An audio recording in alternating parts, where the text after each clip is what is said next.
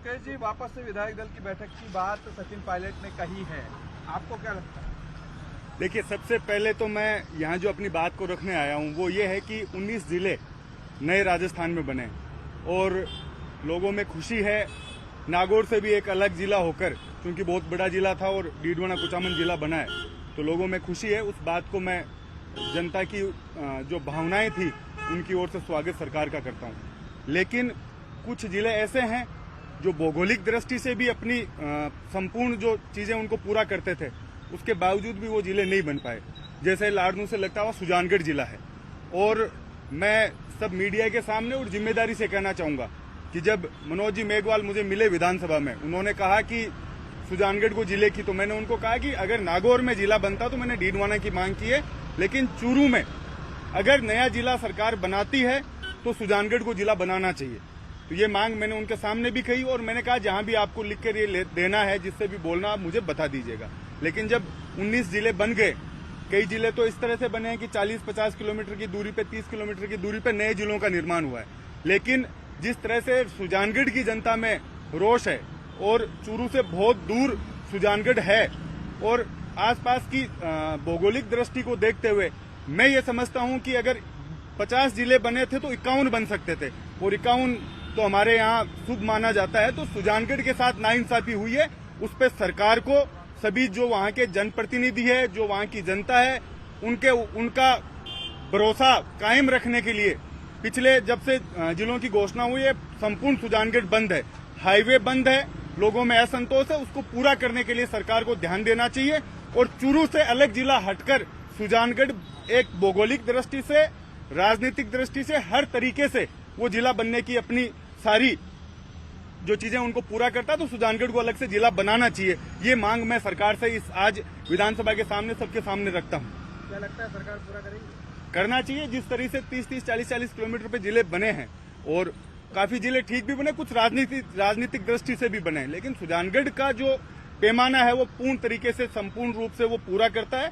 सुजानगढ़ को जिला बनाना चाहिए, ये मांग मैं रखता हूँ। मुकेश बागा जी, सचिन पायलट ने वापस से विधायक दल की बैठक की मांग उठाई। आज प्रताप सिंह खाचरियावास भी ये कहे कि सचिन पायलट गलत नहीं कह रहे, वो सही कह रहे हैं, बैठक होनी चाहिए। देखिए, जब एक ही पार्टी में दो तरह का व्यवहार होने लग जाएगा तो जनता में मैसेज अच्छा नहीं जाएगा।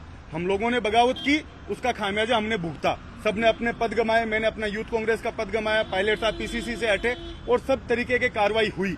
और हमने कभी भी उस समय का पूरा एपिसोड आप देख सकते हो कि गांधी परिवार और कांग्रेस हाईकमान को हमने कभी भी चैलेंज नहीं किया।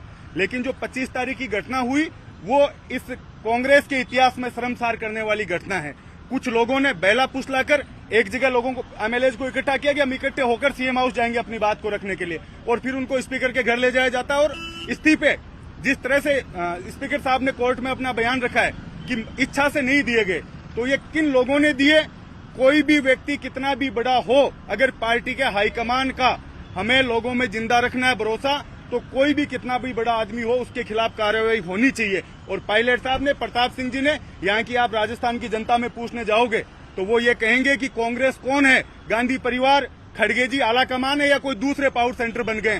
तो जिन लोगों ने ये अनुशासनहीनता करी है और जिन लोगों ने राजस्थान की कांग्रेस को, राजस्थान के हाईकमान को नीचा दिखाया है, उन लोगों के खिलाफ कार्रवाई होनी चाहिए। दोबारा सीएलपी बुलानी चाहिए, क्योंकि हमें 6 महीने 8 महीने बाद जाना है वापस चुनाव में।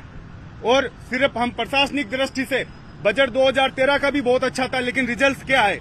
हम लोगों को ये देखना पड़ेगा कि जनता क्या चाहती है, किनको, अगर सबको एक साथ लेकर चलने की मुख्यमंत्री जी बात कर रहे हैं तो कोई प्रिय और अति प्रिय नहीं हो सकता। उन लोगों पे, जिन लोगों ने ये काम यहाँ किया है, जिन लोगों पे सरकार ने अनुशासन, हमारी पार्टी ने अनुशासनहीनता की दृष्टि में जिनको रखा, अभी तक उन पे कोई कार्यवाही नहीं हुई है। रंधावा जी ने एक दिन पहले ये बयान दिया कि हमने महेश जोशी जी पे इसलिए कार्रवाई की है कि वो उस 25 तारीख की घटना में शामिल थे, और दूसरे दिन इस तरीके का बयान आता है, तो कांग्रेस पार्टी के लिए, आम जनता के लिए ऐसे मैसेज अच्छा नहीं है। कांग्रेस पार्टी को एक कठोर डिसीजन लेना पड़ेगा। कोई भी कितना भी बड़ा आदमी हो, जो पायलट साहब पे कार्रवाई हो सकती है, जिनका जनाधार इस राजस्थान में है, और पिछले 5 साल में जिस व्यक्ति ने अपनी गाड़ी और पैदल चलकर जनता के बीच जाकर सरकार को लाने का काम किया, उसके खिलाफ कार्रवाई हो जाती है। और दूसरी तरफ एक सौतेला व्यवहार होता है, वो कहीं भी पार्टी में और जनता के लिए अच्छा नहीं है। आपको लगता है कि बजट के भरोसे सरकार वापसी नहीं करेगी, ये सब करना पड़ेगा। सब कुछ करना पड़ेगा। अकेले बजट के भरोसे सरकार वापसी नहीं करेगी जब तक तालमेल नहीं बैठेगा।